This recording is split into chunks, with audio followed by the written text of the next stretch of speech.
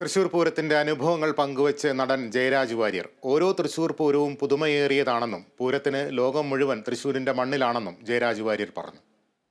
ജനിച്ചപ്പോൾ മുതൽ ഈ പൂരത്തിന്റെ വിശേഷങ്ങളൊക്കെ കേട്ട് തഴമ്പിച്ച ആളാണല്ലോ. അപ്പൊ എങ്ങനെയാണ് ഇപ്പൊ ഈ ഒരു പൂരത്തിന്? അല്ല, ഞാൻ എല്ലാവരോടും പറയുന്ന പൂരം എല്ലാ കൊല്ലവും പുതിയതാണ്. പൂരം നമ്മുടെ പൂരത്തിൻ്റെ ഏറ്റവും വലിയ ഒരു ആകർഷകത്വം തന്നെയാണ്. നമ്മൾ ഇന്ന് ഈ കൊല്ലം കണ്ടാലും അടുത്ത കൊല്ലം അത് ഓരോരുത്തർക്കും ഇഷ്ടപ്പെട്ടത് കാണാനും പൂരം അവസരമൊരുക്കുന്നുണ്ട്.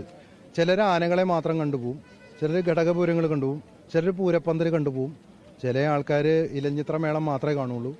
അവർക്ക് ആ മേളമാണ് ആസ്വദിക്കേണ്ടത്. ചില ആളുകൾക്ക് മഠത്തിലെ വരവ് പഞ്ചവാദ്യം മാത്രം ആസ്വദിച്ചു പോകും, ചിലർ കുടമാറ്റത്തിന് മാത്രം വരും, ചിലർ രാത്രി പുലർച്ചയ്ക്ക് വെടിക്കെട്ടിന് മാത്രം ഉപചാരം കണ്ടുപോകും, കരയും. ഇനി അടുത്ത കൊല്ലം കാണാം ഫീലിംഗ്. അതെ, ഈ വടക്കനാഥന്റെ തെക്കേ ഗോപുരം കണിമംഗലം ശാസ്താവ് തുറന്ന് നാളെ ആനകൾ തമ്മിൽ വിടചൊല്ലി പിരിയുന്നവരെ തൃശ്ശൂര് ലോകത്തിന്റെയാണ്. ലോകം മുഴുവൻ തൃശ്ശൂരിലാണ്, എല്ലാ കണ്ണുകളും തൃശ്ശൂരാണ്. പൂരം മാനത്തും മണ്ണിലും കണ്ണിലും കാതിലും ഹൃദയങ്ങളിലും ഒക്കെ താളാണ്.